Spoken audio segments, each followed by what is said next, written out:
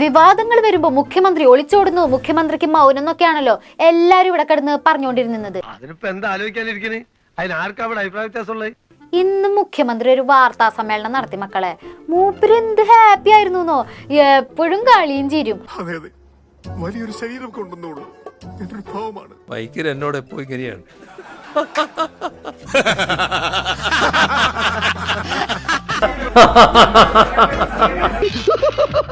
ചിരിക്കുകയാണോ കരയുകയാണോ?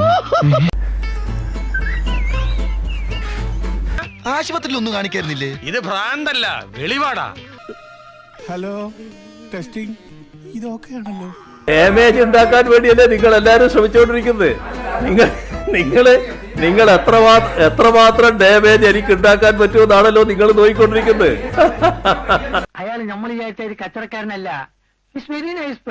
സാറിന്റെ ഇരട്ട പേര് തന്നെ മാടപ്രാവുന്നത്.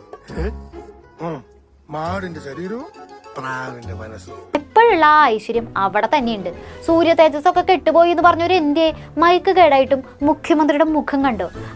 ഈ നിഷ്കളങ്കമായ മുഖത്തേക്കൊന്ന് നോക്കടാ ഈശ്വര, എന്തൊരു ചൈതന്യം. CM ചിരിച്ചും കളിച്ചും നിന്നപ്പോഴേ ഇവിടുത്തെ പത്രക്കാരൊക്കെ ഞങ്ങളുടെ CMന്റെ തലേ കയറിയിരിക്കാൻ തുടങ്ങി. തല ഇത്തിരി താഴ്ത്തി തന്നാ നീ അതിന്റെ പുറത്ത് കയറി നിരങ്ങും അല്ലടി കോട്ടിമരം. അയച്ചു പിടിച്ചു നിന്നു. ലാസ്റ്റ് ADGP RSS കൂടിക്കാഴ്ചനെ കുറിച്ച് ചോദിച്ചപ്പോ CMന്റെ കയ്യിൽ നിന്ന് പോയി. എന്റെ നിലപാട് ശരിയാണെന്നല്ലേ പറയുന്നത്. എന്റെ നിലപാട് ശരിയായിക്കൊണ്ട് തന്നെയല്ലേ പറയുന്നത്.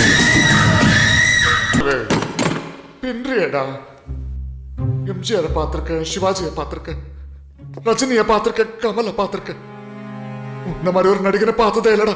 അതിലെന്താ സംശയം നിങ്ങൾക്ക്? എന്റെ നിലപാട് ശരിയായി നിന്നുകൊണ്ടാണ് ഞാൻ പറയുന്നത്.